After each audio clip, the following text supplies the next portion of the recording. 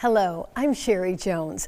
6 years ago, Wlns TV took an in-depth look at the problem of heroin and opioid abuse. It was a series we called A Community Crisis. Well, today, more than a half a decade later, we're back to take another look at the issue. And like many of the people who are struggling to break the cycle of addiction, there has been both success and setback, which is why we're calling our current look at the crisis Heartbreak and Hope. We'll take a look at the problem from various angles, including prevention, education, and recovery. And we'll talk to everyone from experts to people who know the pain of addiction firsthand. In fact, that's where we begin tonight, looking back at two people profoundly affected by addiction and where they are now.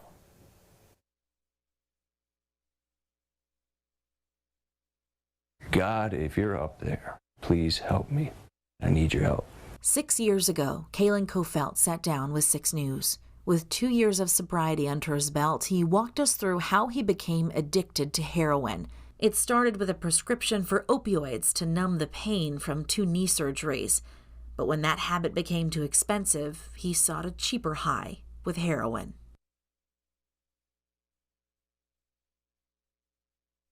My son hated the drug dealers. He hated them with a passion. He hated the drug. He hated everything about it. Andy Hurst was also hooked on heroin. His addiction also started with prescription pills. But at 24 years old, Andy's addiction did kill him. 6 years ago, his dad, Mike Hurst, sat down with 6 News, sharing his final moments with his son on that devastating day, May 17th, 2010. He's laying on the ground and the paramedics are trying to revive him, and sit and watch that for 30 minutes, you know. You wanna come across something that you never want to have to do, that would be it.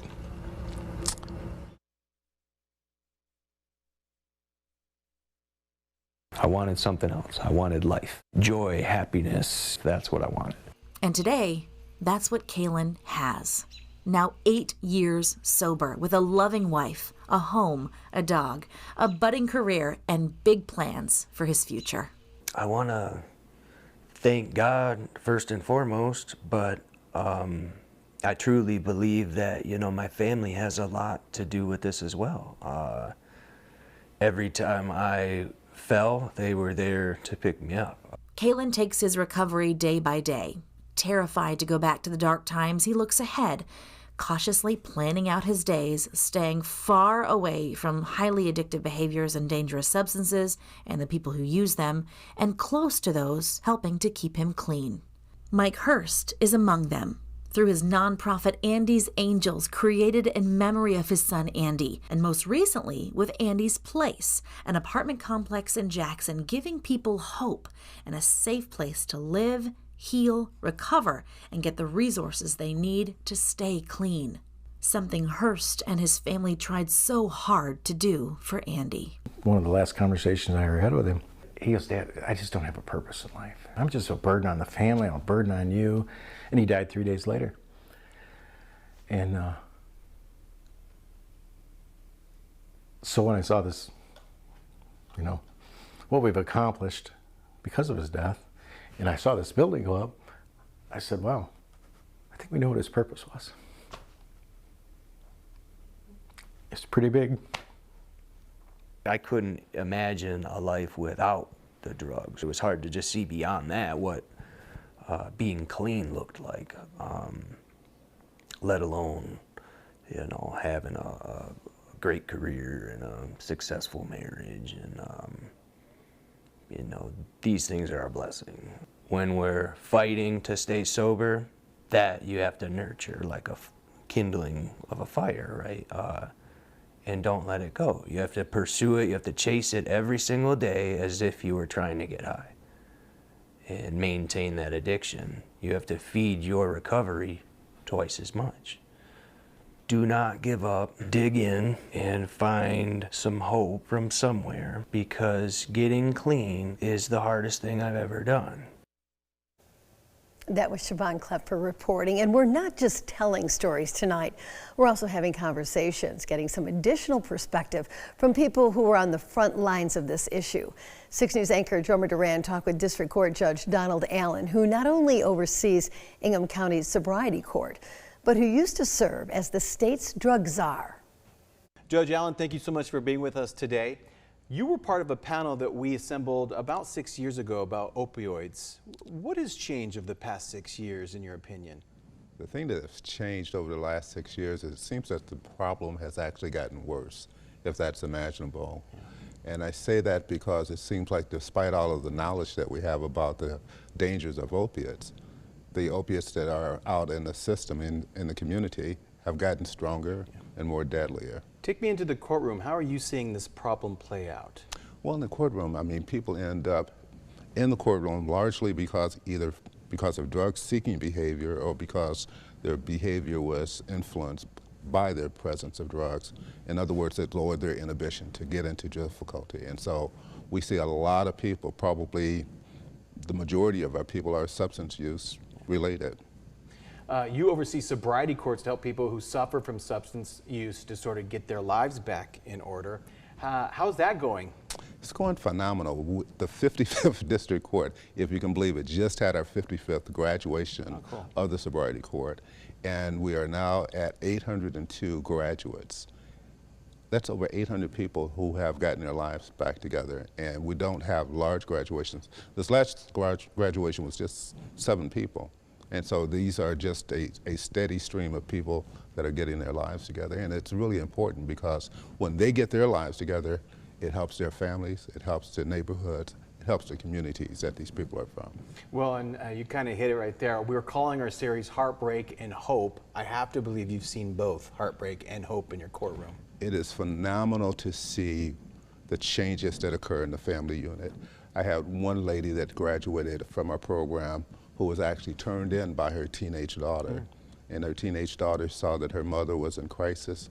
She stepped in, she intervened to be the adult in the relationship and got her help. And now that family unit is just prospering because of the teenage daughter that started that. So there's reason to be hopeful because the kids even get the fact that this is important. I mean, there are so many aspects to this problem, but there's anything particular you think is important and you would like to add?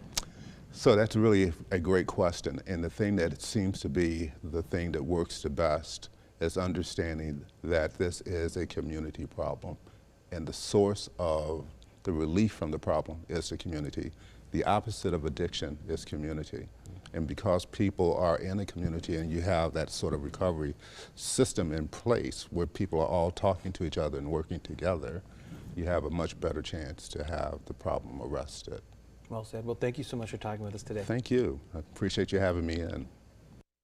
Thank you both. And we are not just educating people about the dangers of opioids, we're taking action. While people may think that users get their drugs off the street, one of the biggest sources of opioids is in your own home. At some point, most people who are addicted say they took drugs from the medicine cabinets of their friends and family. So we hosted a drug drop-off event for people to bring in their extra pills because tossing them in the garbage or flushing them down the toilet is bad for the environment. And we're happy to report that we collected more than 160 pounds of pills. So thank you to everyone who took part, and thanks to the Ingham County Sheriff's Office for collecting them. Well, when we come back, we'll continue our deep dive into the issue of opioid abuse. We'll show you where Michigan has made some progress and faced some setbacks. That's when Fighting Addiction, Heartbreak, and Hope continues. Michigan has made some important strides over the past few years, including changes to the way opioids are prescribed and picked up.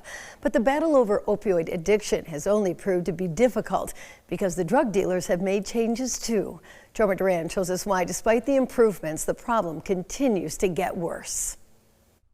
Growing up in Grand Ledge, Zachary Bastian loved to fish, took pride in being a big brother and wanted to succeed, but instead found himself losing the battle to opioid addiction. Nobody said you lose a child to a drug that is supposed to be a pharmaceutical drug. But that's what happened. Zachary OD'd, a fate his mother, Lori Bastian, still can't believe. Your heart shatters. and then it turns into dust. It's a sad outcome happening by the thousands every year in Michigan, despite an opioid overhaul on all fronts to fight this epidemic. The crisis continues to evolve, so we need to continue to evolve with it. Health and Human Services Administrator Jared Wlns says Michigan's opioid crisis started to skyrocket a decade ago due to doctors overprescribing drugs like Vicodin, OxyContin, and morphine. And so state lawmakers passed a 10-bill package in 2017 focused on fixing the problem with provider education and the creation of the Michigan Automated Prescription System.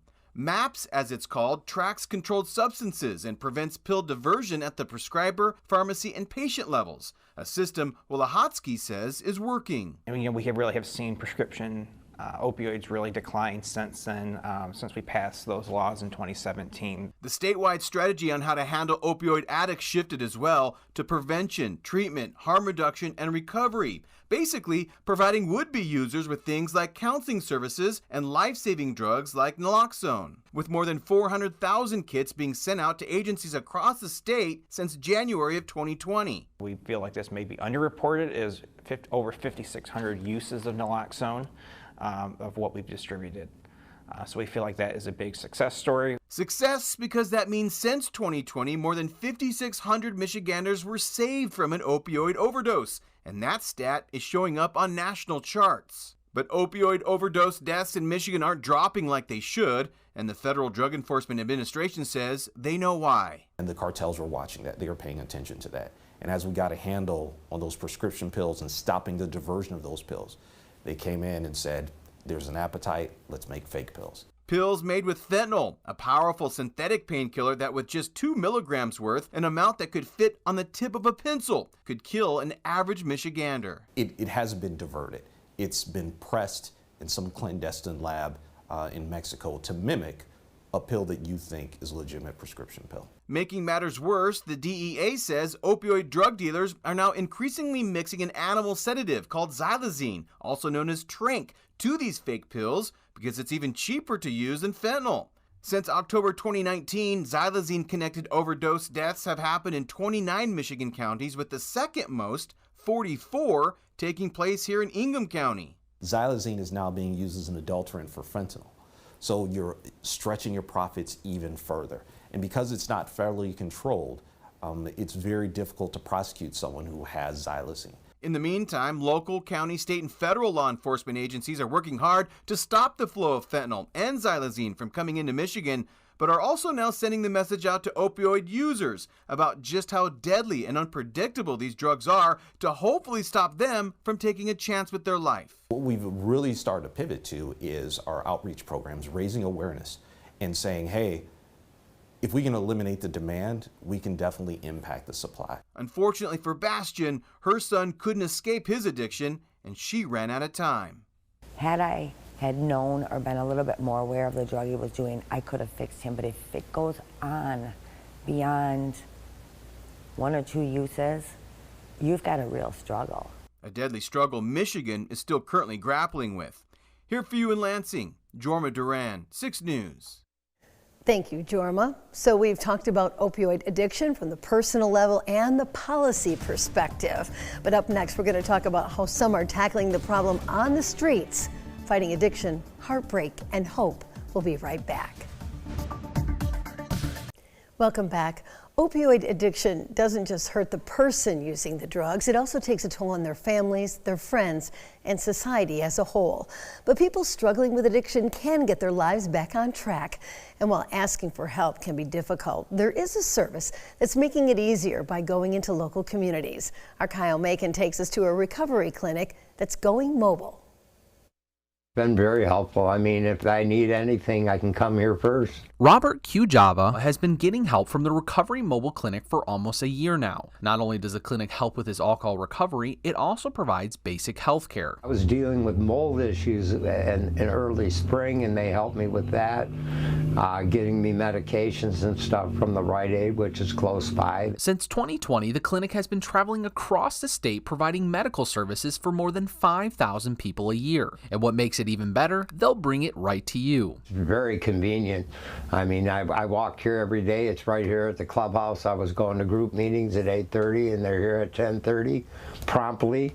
and they're here till 2:30, so you have plenty of time to make it. The founder thought of the idea while working as a nurse, seeing people she cared for not coming back for treatment. Back in 2018, we started noticing that in a typical brick and mortar setting, we were losing around 30% of our patients to follow-up, and that's primary care patients, but it was also mostly our Suboxone and opiate and alcohol addicted patients. Latoza and her husband saw the need and worked to create the first mobile clinic, something made easier since her husband's an RV salesman. When it came down to it, we looked at it and said, this is feasible. This is something that can be done now and can make a huge amount of difference in the community, and it's something that can be replicated in the future. The mobile clinic hit the streets in 2020 at the start of the pandemic, noticing a dangerous trend. The addiction need is definitely there and unfortunately growing. When you look at our numbers of opiate addiction and opiate deaths prior to the pandemic to afterwards, yeah, we've had a significant increase in this community, but in the nation as a whole. Since then, the organization has added another vehicle with another on the way. Their goal is to bridge the gap until patients can see their primary doctors. Latoza says oftentimes an injury can trigger a recovering addict to relapse. If I can keep an opiate addicted person in rehab by controlling their pain just on the inflammation and the infection side with an antibiotic, and then help them set up an appointment, we've kept them in rehab, we kept the patient comfortable, and we've significantly increased their ability to succeed. To cover costs, insurance is welcome, but they won't turn you away. We are a nonprofit, which means we do take donations to help, and where those donations go is to our patient recovery fund. So patients that don't even have insurance will never get turned down. We will never close a door on a patient, ever. Another goal is to educate people about addiction, like how to properly use Narcan. There's 2 of these sprays in each box. What you do is take this spray, put it up the person's nose, and squeeze. You can't hurt them again by giving it. If they're not waking up and you're nervous, by all means, put the second one in their nose and squeeze, and it'll go in. If you'd like to see what they provide, you can find more information on our website. Here for you in Lansing, Kyle Macon, 6 News. When we come back, we'll talk about other ways to get help. From immediate needs to long-term treatment and therapy, we'll show you how to get support when fighting addiction. Heartbreak and Hope returns. Welcome back. We're calling our series Heartbreak and Hope. And tonight we'd like to leave you with some hope. If you struggle with addiction, there are people and places ready to help you. So we want to introduce you to those who have broken the cycle and show you how you can follow in their footsteps. I wasn't the first one to be addicted to heroin, and I wasn't the first one trying to get clean from it. So somebody had done it before me, and if they did it, I could. Kalen Kofelt is 8 years sober. He says recovery meetings saved his life, and staying clean is something he works at every day and will for the rest of his life. Kofelt got help from Andy's Angels, a nonprofit in Jackson County founded by Mike Hurst after his son Andy died from an opioid overdose. Hurst wants to offer those battling addiction hope. So there is a way out, but you can't just say that. You've really got to sit down with somebody and show them that light at the end of the tunnel, that there is light at the end of the tunnel. Because a lot of times they don't think there is. That light is also shining brightly at Rise Recovery Community in Lansing. Founder and president Corey Warren says Rise is lighting the path to breaking the cycle of addiction by creating a family within a community. The recovery process gives that person a lifeline, a chance, a purpose, a reason for being here. Rise is a peer-to-peer recovery community. The people who come in for help get counseling from someone who has not only been in their shoes, but understands the journey of recovery. And that was Noah Sweet's life. He battled his addiction to heroin for 17 years, was homeless, in and out of prison, and entered a psychiatric ward before detoxing there and then coming to Rise. After working with his own peer recovery coach for months, he graduated from the 5-phase program and was hired as staff. I never thought this day would come to where I would be sober, I would have a decent life, I wouldn't be in prison for another extended amount of time. Both Noah and Kaylin say anyone on the road to sobriety knows they have to feed their recovery twice, if not 10 times as much as they did their addiction. But breaking free is possible. The person struggling with substance use disorder has to want it. But some people say you can't chase them down to get them help. But Corey from Rise feels differently. Had my mom thought like that, I might be dead right now. I don't know that I agree with that. If it's somebody that I love, it's my son or my daughter, and they're out there, I'm in my truck and I'm driving around until I find you.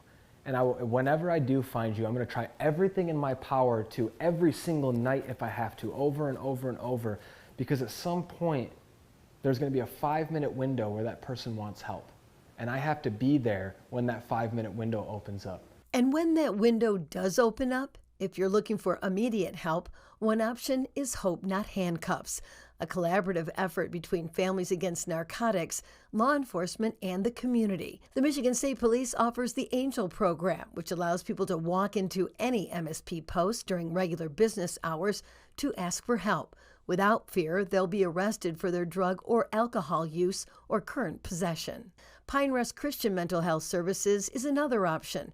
With just one call, you will set up a meeting with a therapist who will guide you through the process to determine whether you need to stay 24/7 to be medically monitored in a detox or residential program. And there's always Community Mental Health of Clinton, Eaton, and Ingham counties, which offers detox services in the Recovery Center or residential services in the House of Commons. Rise also guides people who want to achieve freedom from addiction, and they will bring you into one of their 9 houses or connect you with residential treatment centers that have immediate availability. You have to just make a choice, and that choice is to love yourself.